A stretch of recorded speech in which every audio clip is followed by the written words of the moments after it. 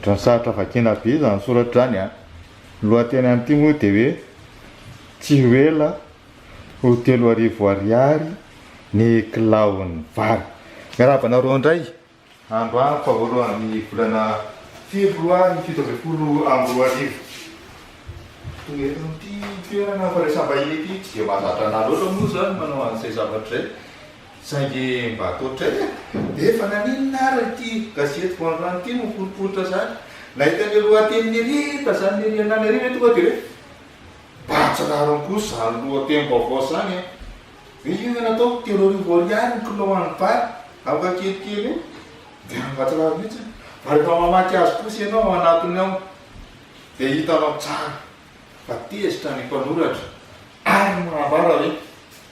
tokony kosy ny fitondram-panjakana mba miditra an-tsehatra fa tsy mety zao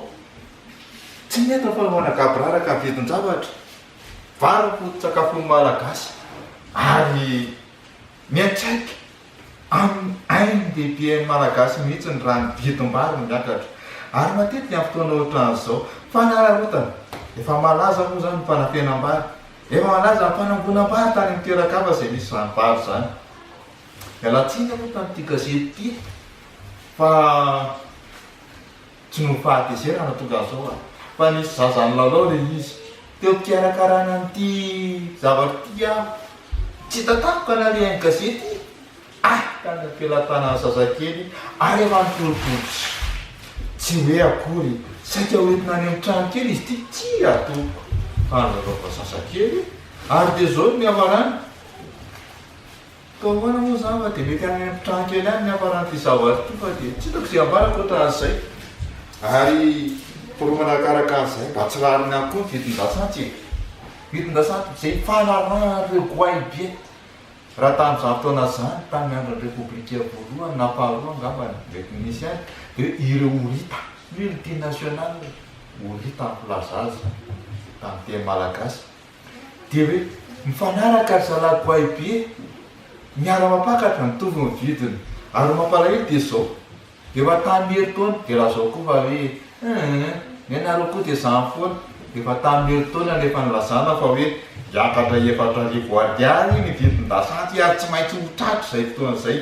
ankehitriny valopolo sy valonjato sy 3,000 ariary ny litatra ny lasantsy lozy zany ry zareo tena tsy mety zany ary mpanarahandro salasa amin'ny goay be mihitsy tsy mampety izy amin'ny volana marsa ampiasany dia hoe 4,000 ariary ny litatra ny lasantsy dia namba tsy rariny kosa zany ka tsy misy idirany hoe vahoaka maditra na vahoaka vaventy fa vahoaka malagasy ray manontolo miatraika aminy ny vidin-dasantsy miatraika aminy ny vidin-vary na tsy mahavita tena raha vary fa tsy maintsy misy loaka miaraka aminy tsy maintsy ny fitenio malagasy ka tsy mety kosa fanarota ary tokony hitratrehatra amin'izay fanjakana manao be midina ozy izy araka voatsoratra atato amin'ity gazety ity any tsy afaka mpitaran'izany amova mba mijerijereo fa ny mitahiny gazety any raha ohatra mba te hitadinareo e fa dia izay no zava-misy amin'izao fotoana zao mety izao fipetraka zao zareo na ohatra zao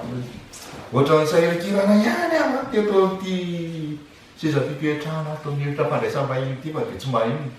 dia ialana tsiny koa raha ohatra nahenoko tabany nareo satria ny fandraisam-peo any fakatsary any fakatsary tena fakatsary io fa ty fakatsary oronan-tsary no nentina andraisana zao feo zao ary mandray ny feo rehetra amin'ny fazatany efatra izy fa tsy le izay manafitra anazy any efa hainaro kirakira azy angano zay zavatra ary dia zay ny azo ambary tsy mety ny fiarahakomana tokony hiditratrehatra ny fitondram-panjakana eo lalana nytolotra sy ny tinady fa inenany zava-misy io kety zay tiana atao tiakany sy tiakany misy amin'izao fotoana zao fa tsy tolotra sy tinady ary dia so atsika ray manaraka ray tsika eo na dia hitanao eto ny famonoana an'ity